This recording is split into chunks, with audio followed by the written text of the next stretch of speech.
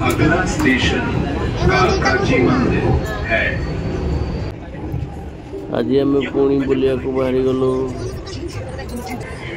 आज जाऊछु lotus temple. यह हूँ मेट्रो ट्रेन रु दृश्य। बर्तमान पुओ मोर एक शूटिंग रे अच्छी बढ़िया सूर्य किरण थिबारु शूटिंग होगला। तापर पुणी आग को चलू। यह लोटस टेम्पल बहुत बढ़िया एक दृश्य, बहुत मनोरम दृश्य। पूरा सबुआडे चारिआडे सबुज परिजीमा पूरा अच्छी। ये हला लोटस टेम्पल तार फ्रंट व्यू। ते सुंदर सबुआडे ग्रीनरी पूरा ते सुंदर दृश्य होइछि। पुणी आम आगू बाहरी गलु।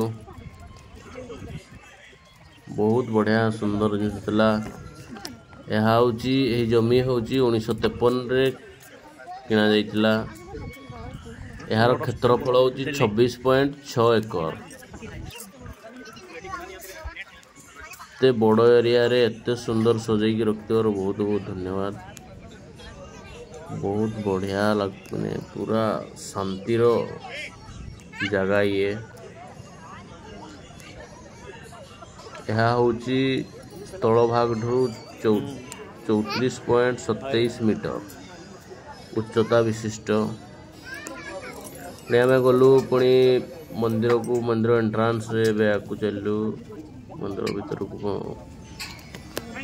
मंदिर भितर किंतु कौन सी ठाकुर बा कौन सी धर्मर कौन सी ठाकुर प्रतिमूर्ति नहीं। पूरा भीतर मंदिर भीतर हूँ पूरा फांका। समस्त ठाकुर उपासना पई करा जाइछि।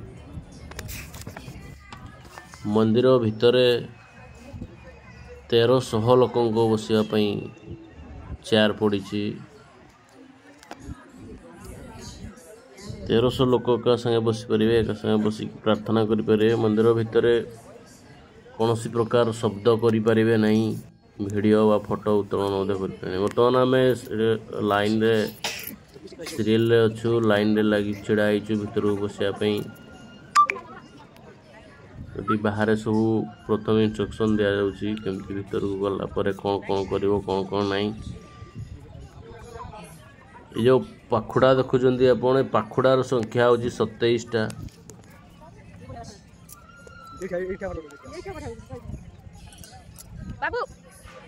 पाखुड़ा गुड़िक धड़ा कंक्रीट रे बना जाइछि। पाखुड़ा गुड़िकर बाहर पार्श्व धड़ा ग्रीक मार्बल लगा जाइछि।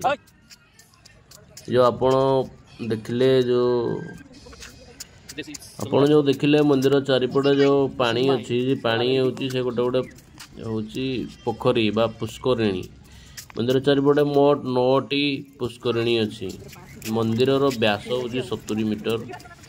एहार वास्तुकार श्री फरीभुज सभा अटंती। ए टाइप बना जी। बर्तमान सूर्य अस्त हबार दृश्य रे मुझे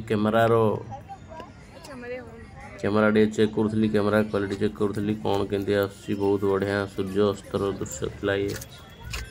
तापर पुणी आम जेहेतु टाइम हो जाऊला 5:30 5:30 मंदिर बंद। तेणु आम बाहरी पड़िलु मंदिर रू। मंदिर एक्जिट स्थान रे अच्छु। पुओ टिके मोर खेलकूद कर नाच कर देखी दिंतु टे देख नाचा को कहली सी कार्टून कर। आज ये जय जगन्नाथ, जय Shri Ram. Like and subscribe.